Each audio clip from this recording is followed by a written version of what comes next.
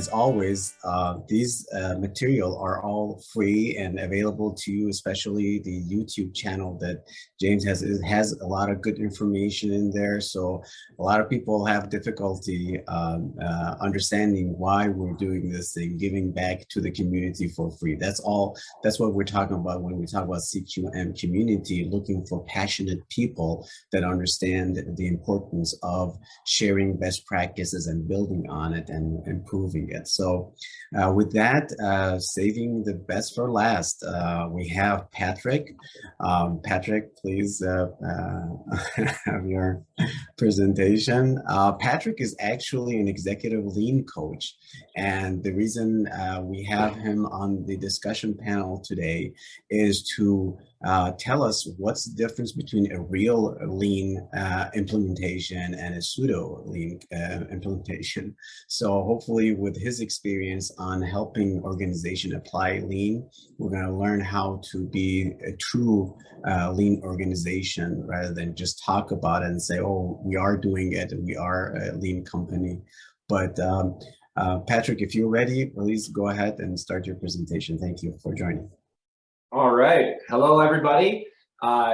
Amazing presentation so far. I'm excited to be here to wrap things up with all of you and present a little bit about what I call the continuous appearance trap, or what's also been termed as fake lean.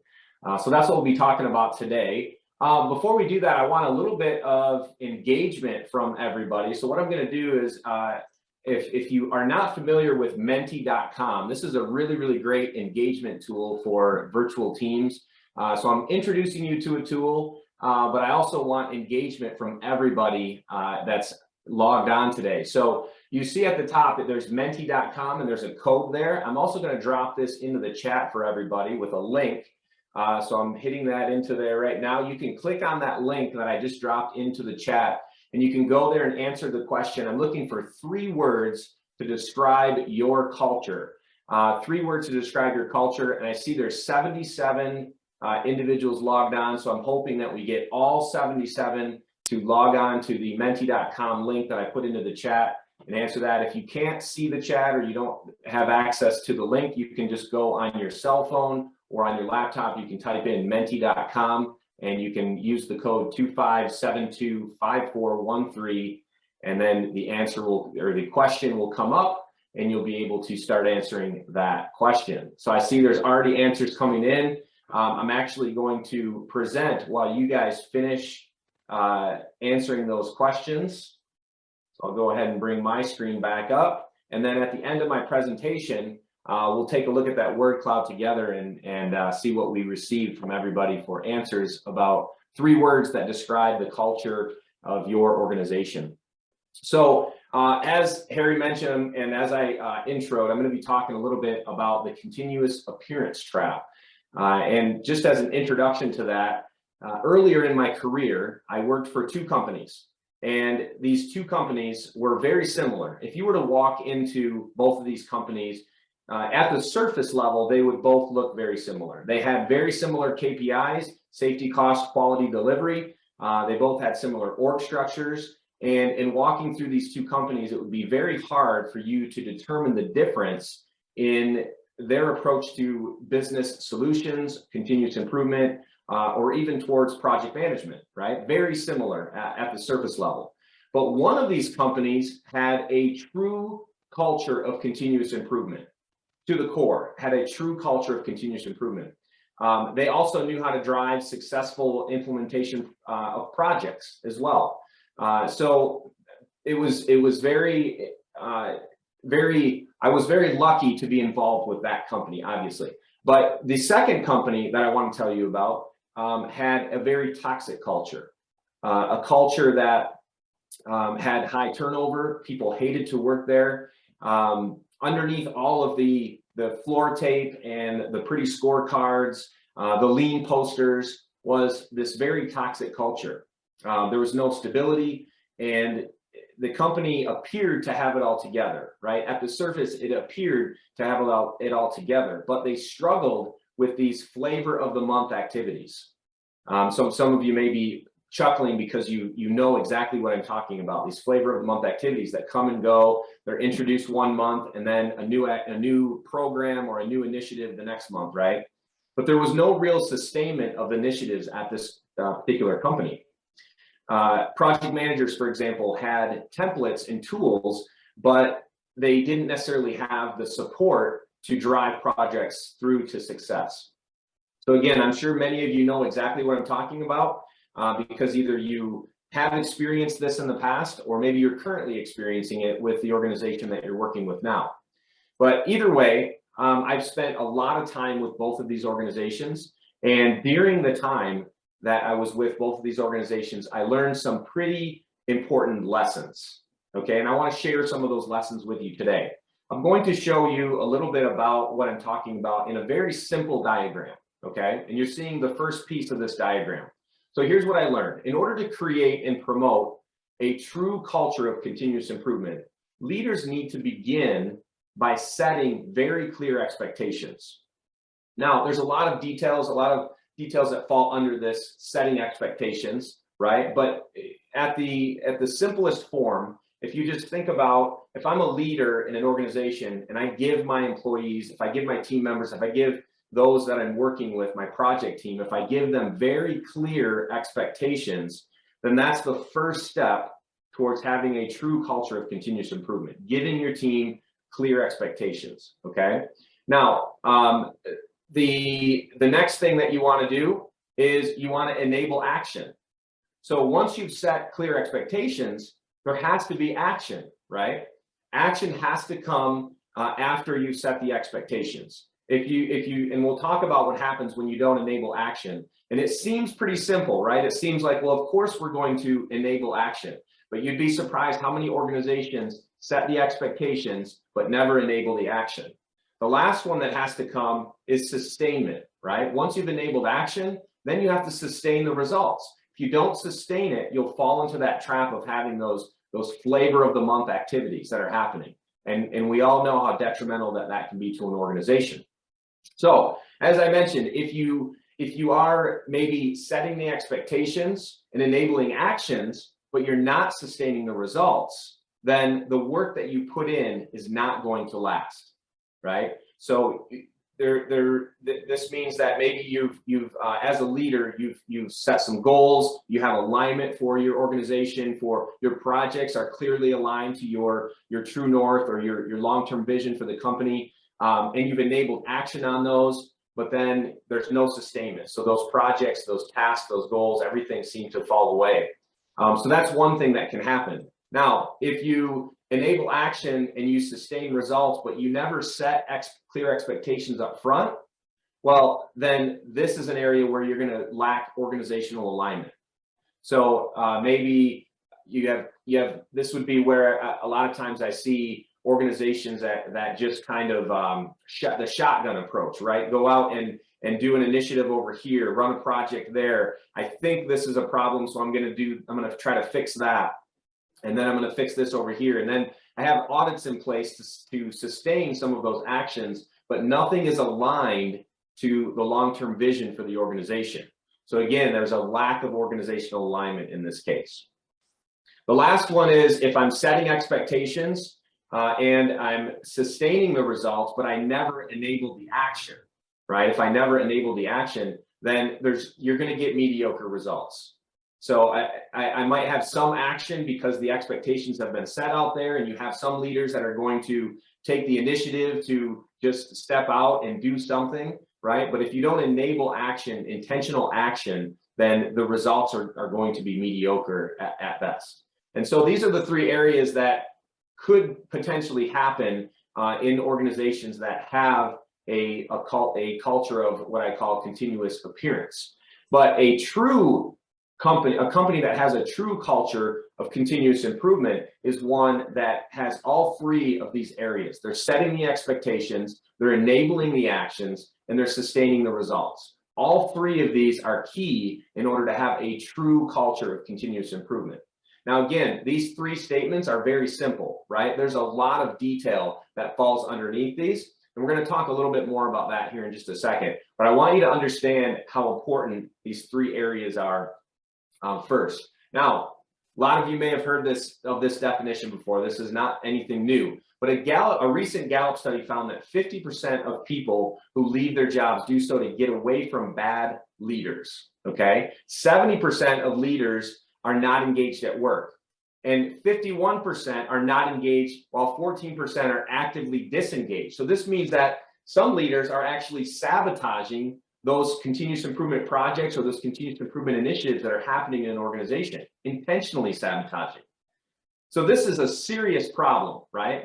And the reason why I put this definition up of insanity is because doing the same thing over and over again and expecting different results is many times what companies do at the leadership level. They have the same leaders that are doing the same things. They have the same behaviors, they have the same actions over and over again, and they're expecting these different results.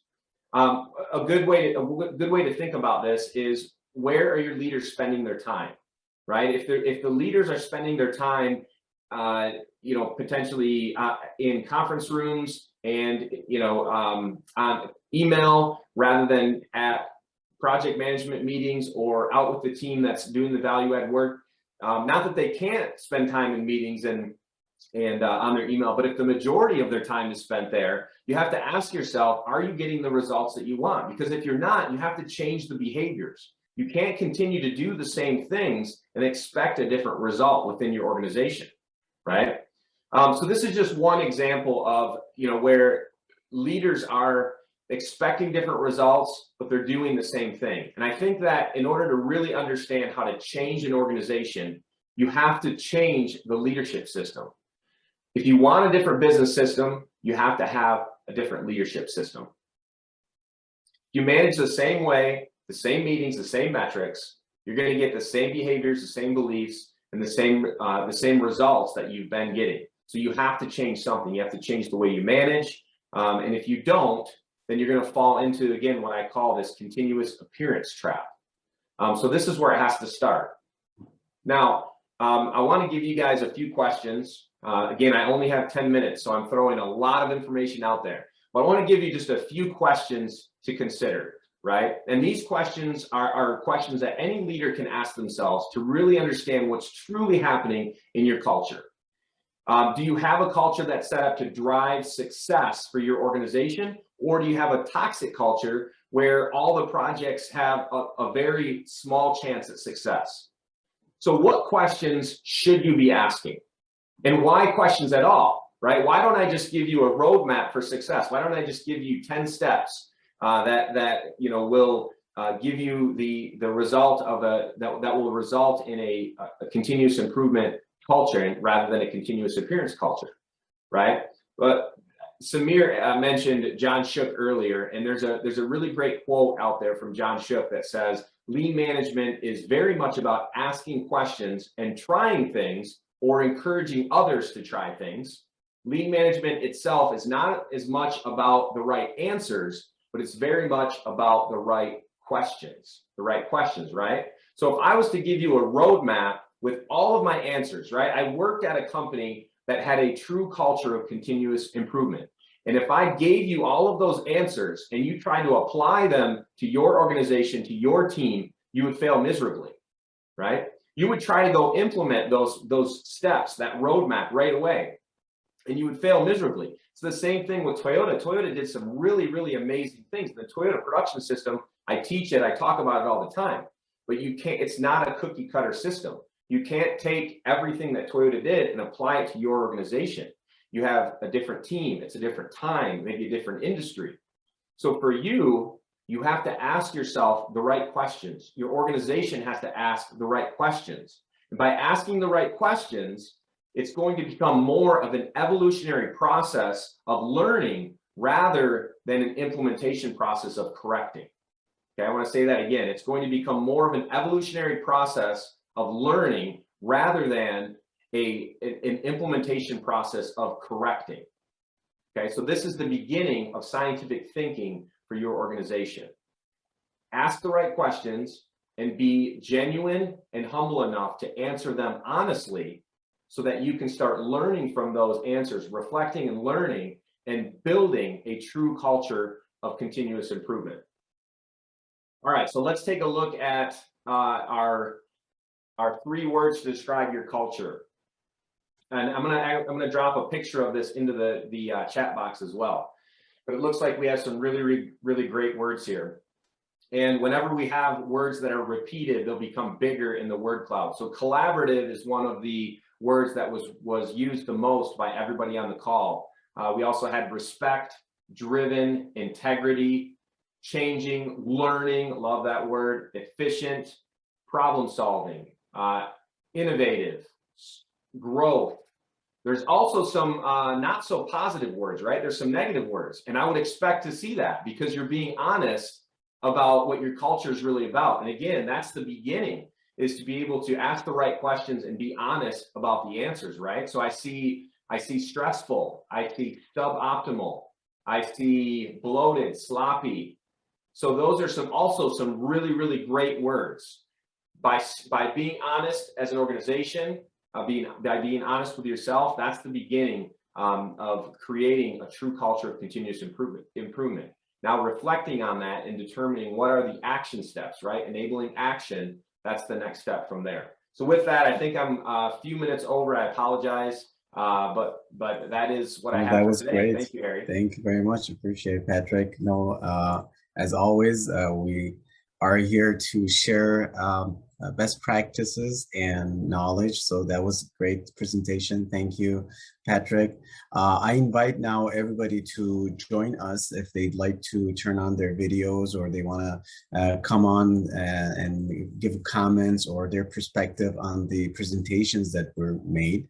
And I'd like to also remind everybody about our next quarter event, which is the Construction Quality Week celebration. Now, that's an initiative that the CQM community has taken in the past couple years, and few companies are coming around to kind of celebrate that, similar to what we do with the Construction Quality Safety Week.